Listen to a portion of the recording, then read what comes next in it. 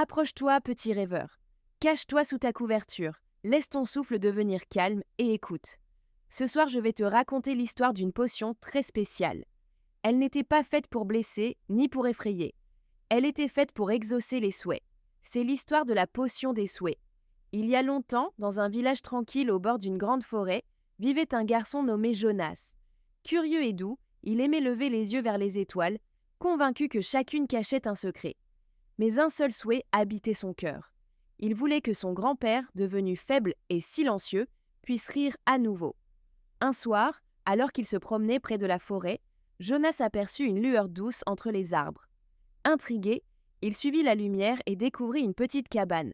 Ses fenêtres brillaient d'un éclat doré. À l'intérieur, une vieille femme remuait un chaudron. Ses cheveux luisaient comme des fils d'argent et ses yeux respirèrent la bonté. « Bienvenue, dit-elle en souriant. Tu as trouvé la maison de la potion des souhaits ?» Jonas s'avança, les yeux grands ouverts. « Est-il vrai, demanda-t-il, qu'une potion peut réaliser un souhait ?» La femme acquiesça. « Les souhaits sont fragiles, ils doivent être prononcés avec un cœur pur, car la potion porte ton espoir et ta vérité. » Elle lui tendit une petite fiole de verre.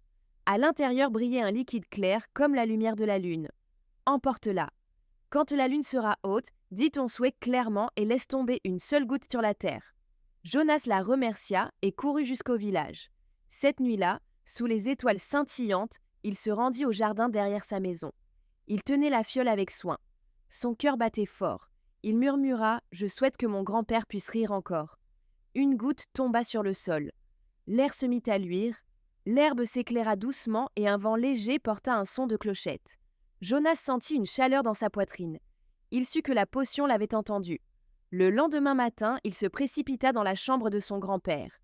Le vieil homme était assis, les yeux brillants et un sourire aux lèvres. Puis Jonas entendit un son qu'il n'avait plus entendu depuis des mois. Son grand-père riait, un rire profond et chaleureux, comme une cloche qui résonne. Le cœur de Jonas s'emplit de joie. Depuis ce jour, la cabane dans la forêt resta gravée dans sa mémoire. Jonas n'en parla à personne, car il savait que la potion n'était pas faite pour se vanter.